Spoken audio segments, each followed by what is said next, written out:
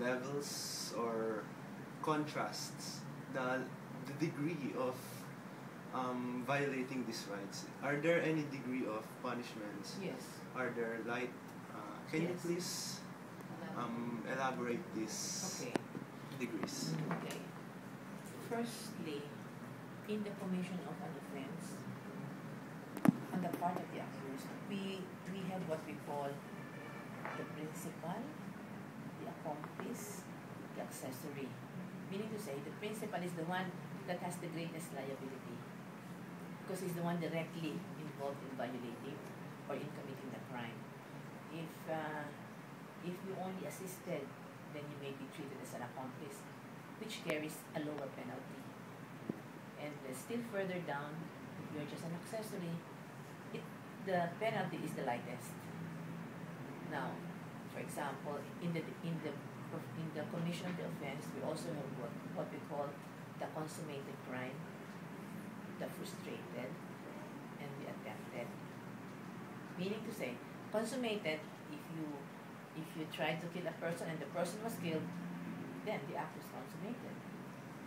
Okay? That's the highest degree. That's the highest degree. Consummated. Okay.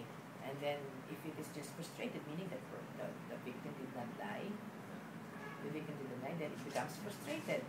So wherein the penalty is lower in degree.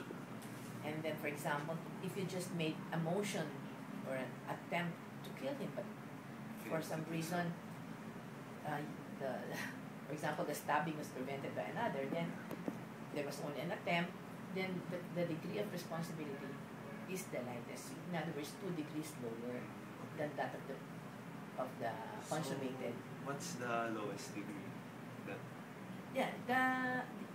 The attempted.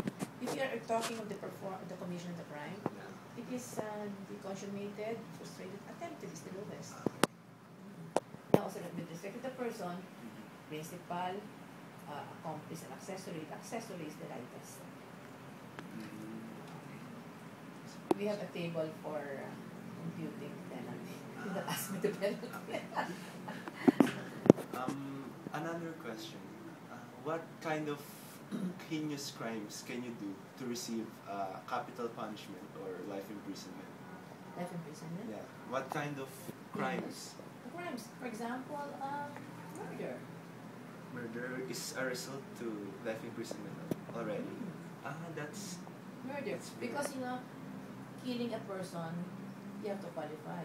If it is attended with treachery or with the evident premeditation, then that qualifies it to murder, which is higher in degree. So, if it's just killing a person, that's called homicide. So, if we kill a person with no, like to say, position in as a high position or has power, the person. If we kill someone without those kinds of... No. Again, in assessing the criminal liability, we have what we call the aggravating circumstances, meaning to say, which adds more to your guilt or more to your penalty. We have what we call the justifying circumstance, meaning to say, like for example, self-defense, one that would justify why you did an act or why you killed a person. What we have the mitigating, meaning to say, by the word mitigating, it lessens the guilt. Although a person is guilty, his guilt is lessened. So it's a whole complex of rules really that the courts apply in order to ensure that justice at its maximum is served. So that's the very, very fundamental reason why these rights are in. Yes.